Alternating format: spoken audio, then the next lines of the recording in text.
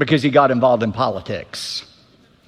Unlike the majority of pastors, Christian pastors in Nazi Germany who remained silent under the reign of terror of Adolf Hitler, Dietrich Bonhoeffer could not remain silent. He stood up in his society. He spoke out against the evil of the government, and as a result, he lost his life. Dietrich Bonhoeffer, before he died, made this statement. He said, "Only he who believes is obedient, and only he who is obedient truly believes." There's an inseparable link between belief and obedience. You can't separate the truth. Wherever there's belief, there is genuine obedience. And we see that truth clearly illustrated in the story we're going to look at tonight. If you have your Bibles, I want you to turn to Daniel chapter 3. God gave Daniel the ability, remember, to interpret the dream of the evil king Nebuchadnezzar. And when Daniel recounted the dream and explained it to Nebuchadnezzar, remember Nebuchadnezzar's response? He fell down. He worshiped the God of Daniel, the Yahweh, the true God. And not only that, he elevated Daniel and his friends, Shadrach, Meshach, and Abednego, to places of prominence, of rulership in the Babylonian country. Now that was his...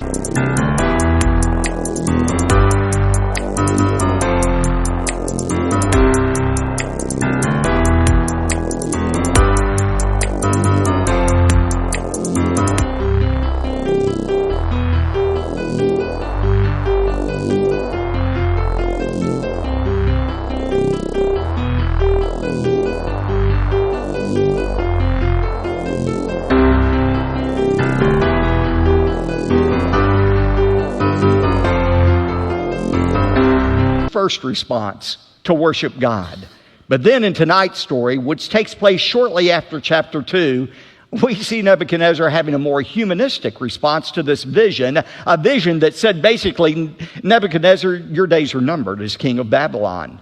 Babylon is going to cease. You're going to cease to exist. There's another kingdom coming after you. And notice Nebuchadnezzar's reaction to the truth that his kingdom would one day come to an end. We find it in verse 1 of chapter 3. Now Nebuchadnezzar, the king, made an image of gold, the height of which was 60 cubits. A cubit is about 1.5 feet. So it was a statue 90 feet high. Its width was 6 cubits or 9 feet. And he set it up on the plain of Dura in the province of Babylon. As Nebuchadnezzar thought about this dream and thought about the end of his kingdom, he said, you know what? I'm going to do whatever I can to prevent the end of my kingdom.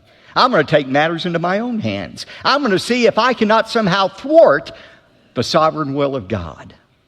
And Nebuchadnezzar's motivation in this was not religious or spiritual. He didn't want people to worship him as God. Instead, he wanted their political loyalty. He wanted people to bow down, kind of like saluting the flag, and pledge their allegiance to Nebuchadnezzar. That way, Nebuchadnezzar thought he could make sure that there was no rebellion against him that would cause him to lose the kingdom. Now, it's said that this statue, 90 feet high, 9 feet wide, was set up on the plain of Dura. Notice that in verse 1, the plain of Dura. Archaeologists have determined that this plain of Dura was 6 miles south of ancient Babylon. We were talking about archaeological evidence for the veracity of the Bible this morning. Some years ago, French archaeologist Julius Opère found on the plain of Dura a base, a large brick construction that was 45 square feet and 20 feet high that very well could have been the base of this great statue that was made of Nebuchadnezzar.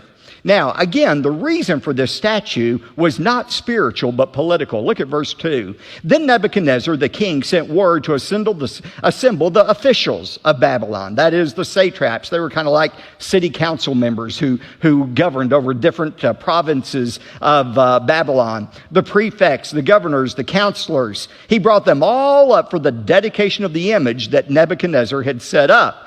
And look at verses 4 and 6. Then the herald loudly proclaimed, "To you the command is given, O people, nations, and men of every language, that at the moment you hear the sound of the horn, the flute, the lyre, the trigon, the psaltery, the bagpipe, and all kind of music, you are to fall down and worship the golden image that Nebuchadnezzar the king has set up. But whoever does not fall down and worship shall immediately be cast into the midst of a blazing furnace." Now, verse 7. We find that the music is sounded. All of the instruments play. When the music starts, that's the cue for everyone to fall down and worship the image. And sure enough, verse 7 says, all fell down and worshiped the golden image that Nebuchadnezzar had set up. All except 3. We'll find out those 3 in just a moment. But just imagine the scene. You have hundreds of thousands of people, perhaps, on the plain of Jura. You have this mighty image that is set up. The instructions have been given. The music plays. Everybody immediately bows down. Only 3 people remain standing. Can't you hear the people who are bowed down looking up saying, "Psst, psst, down, down, down"? But they wouldn't bow down before this image that had been set up. So notice the accusation that's made against these 3 in verse 8. For this reason, at that time, certain Chaldeans, that is, part of the king's court, these people who lived in southern Babylon, came forward and brought charges against the Jews, these 3 Jews who refused to bow down. Look at verses 10 to 12, what the charges were. They reminded in verses 10 and 11 Nebuchadnezzar of what he had ordered, and then look at verse 12. Here's the charge. This is what they said to Nebuchadnezzar. There are certain Jews whom you have appointed over the administration of the province of Babylon, namely Shadrach, Meshach, and Abednego. These, O king, have disregarded you. They do not serve your gods, and they do not worship the golden image that you have set up. And so, look at verse 13. Then Nebuchadnezzar, in rage and anger, gave orders to bring Shadrach, Meshach, and Abednego. Then these 3 were brought before the king. Now, here's the natural question. Where in the world was Daniel during this time? Have you ever wondered that? Where was Daniel? After all, he's the one who had these guys promoted. He's the one who led them to obey God and not Nebuchadnezzar. Where was Daniel? This week, as I was preparing the message, I read all kinds of explanations about where Daniel was. Some people say, well, Daniel was now such a high-ranking official that for political reasons, he went ahead and bowed down before the image of Nebuchadnezzar. To him, it was no big deal. It was political and not spiritual. Now, that doesn't make any sense, especially given Daniel chapter 1 and how he wouldn't even eat the king's food.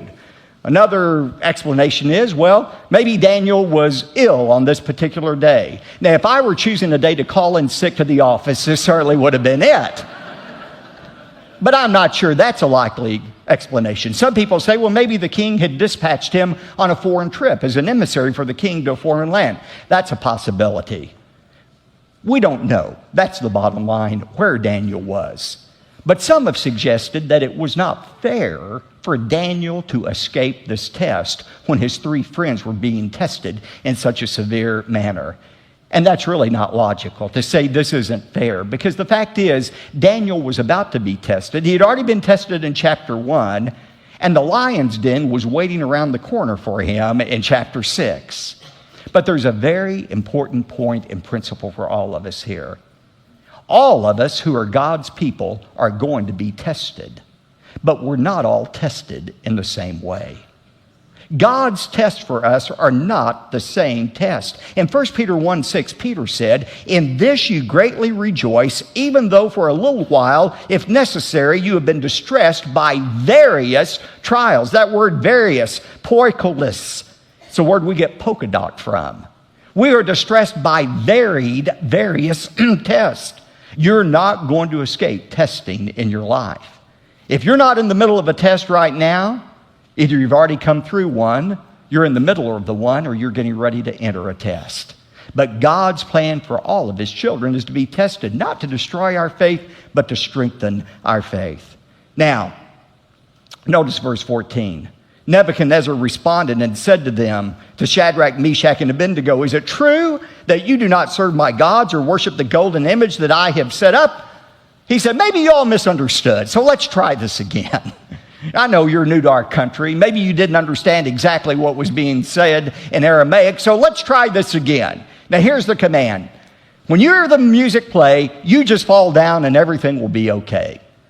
However, he says in verse 15, but if you do not worship, you will be immediately cast in the midst of a furnace of blazing fire. And what God is there who can deliver you out of my hands? You see, Nebuchadnezzar had already discovered there's a God who could reveal secrets. But he had not yet discovered that this same God is one who was able to deliver the Israelites out of Nebuchadnezzar's hands. Now, think about these Hebrew youth. And remember, teenagers, they were about your age. They were probably about 17 or 18 at this time that they were going through this test. Think about how they could have rationalized not obeying God's commands. They could have come up with all kinds of excuses not to bow down before the golden image. But they knew what God had said. In Exodus 20, God was very clear. Thou shalt have no other gods before me. Thou shalt not make unto thee any graven image. Thou shalt not bow down to them, nor serve them. Now, they could have come up with all kinds of rationalizations about why to bow down. They could have said to themselves, well, you know what? I'm going to bow on my knees, but I'm not going to bow in my heart. In my heart, I'll still worship the only true God. Or they could have said, well, you know what? It doesn't make any sense for us to die in the fiery furnace. Why, if we die, we'll not be able to witness to Nebuchadnezzar and the Babylonians any longer. And surely God wouldn't want that to happen.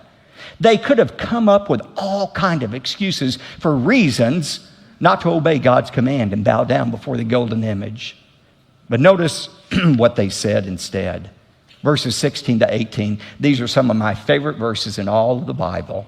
Look at what they said to Nebuchadnezzar. They said in verse 16, "O Nebuchadnezzar, we don't even need to give you an answer concerning this matter. If it be so, our God whom we serve is able to deliver us from the furnace of blazing fire, and he will deliver us out of your hand, O king." But underline this, verse 18, "But even if he does not, let it be known to you, O king, that we are not going to serve your gods or worship the golden image that you have set up." Now that's what you call faith. They said, "King, we believe our God is able to deliver us, and if he wants to, he'll deliver us out of your hands. But even if he chooses not to deliver us, we are still going to obey him." Ladies and gentlemen, that is faith. Obedience to God in spite of the circumstances. It's not always God's will to deliver us out of trials. It wasn't God's will to deliver Jesus out of suffering, or Peter, or Paul, or most of the apostles. God's will for them was death, but they still obeyed God. This is the perfect demonstration of what true faith is, obeying God regardless of what he does. Now look at verse 19, the execution of the sentence. "Then Nebuchadnezzar was filled with wrath, and his facial expression was altered toward Shadrach, Meshach, and Abednego." His face was just contorted. He was so angry. And he answered by giving orders to heat the furnace 7 times more than it was usually heated. The Aramaic here means Nebuchadnezzar was as angry as he could have been under the circumstances. And his anger, like anger always does, caused him to do something very irrational. You know, when you're angry, you are literally out of your mind. And that's what Nebuchadnezzar was, because he does a very irrational thing. He says, "I want that furnace heated up 7 times the normal heat." Now think about it. If he was really angry, as he was with these 3 men, he wouldn't want the temperature raised. He'd let it stay at the normal temperature so that they would suffer as long as possible in that furnace instead of being consumed immediately by it being 7 times hotter than it usually was.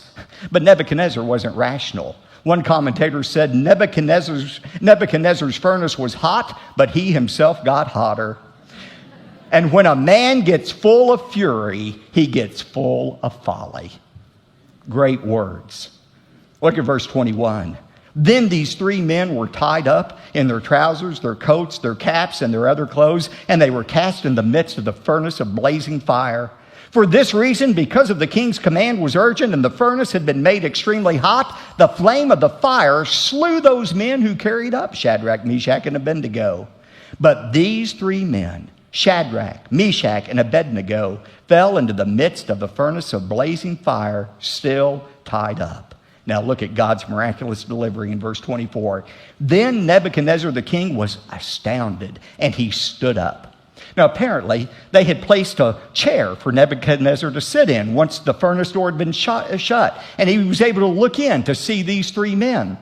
And when he looked into that blazing fire, he was so astounded by what he saw, he immediately stood up. And he said to his high officials, "Was it not three men we bound into the midst of the fire?" They replied to him, "Certainly, O king." Verse 25, he said, "Look, I see men loosed, four of them, walking about in the midst of the fire without harm, and the appearance of the fourth is like a son of the god. Trousers damaged, nor had the smell of fire even come upon them." They didn't even reek of smoke after being in that furnace. In verse 28, look at Nebuchadnezzar's response. He said, "Blessed be the God of Shadrach, Meshach, and Abednego, who has sent his angel and delivered his servants who put their trust in him, violating the king's command. And he yielded up their bodies so that not to serve or worship any god except their own God." Now, as we'll see in a moment, this was not, and we'll see this more next time, this was not a conversion experience for Nebuchadnezzar. That would come in chapter 4. Nevertheless, there was still a command here that was given in verse 29. Nebuchadnezzar says, "Therefore I make a decree that any people, nation, or tongue that speaks anything offensive about the God of Shadrach, Meshach, and Abednego shall be torn limb from limb."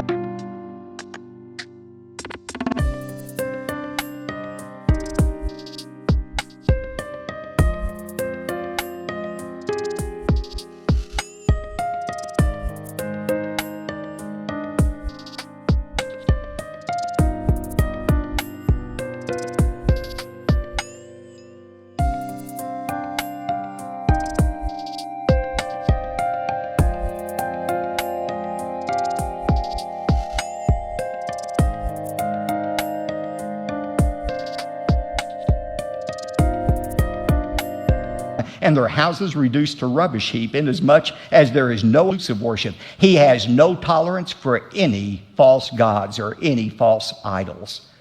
And by the way, a false idol, a false god doesn't have to be a wooden statue.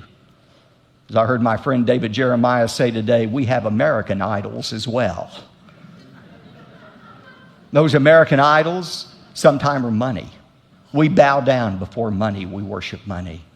Sometimes it's pleasure, entertainment. Sometimes it's sports. Sometimes it's scholastic achievements. But God is a jealous God. He said, "You worship me exclusively." That's the kind of worship our God demands. Now, why is this story important? It's important for three significant reasons.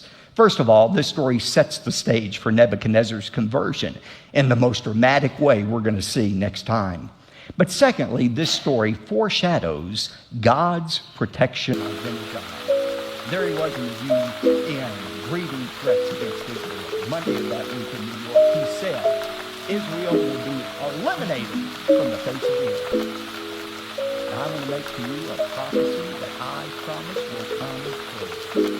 This is an absolute 100% prophecy that will come true. President Ahmadinejad will be eliminated before Israel is eliminated. You can rest assured, because Israel is God's nation, and Israel has the promise of God's protection. God protected them for 70 years during that Babylonian captivity, and he will protect them until the end of time. But the third truth that you see in the passage is this. This passage reminds us of the importance of unconditional faith and obedience. Remember, true faith is not believing God is going to do what we want him to do. True faith is the resolve to obey God in spite of the circumstances. It's the faith that Job expressed when he said, "Though he slay me, yet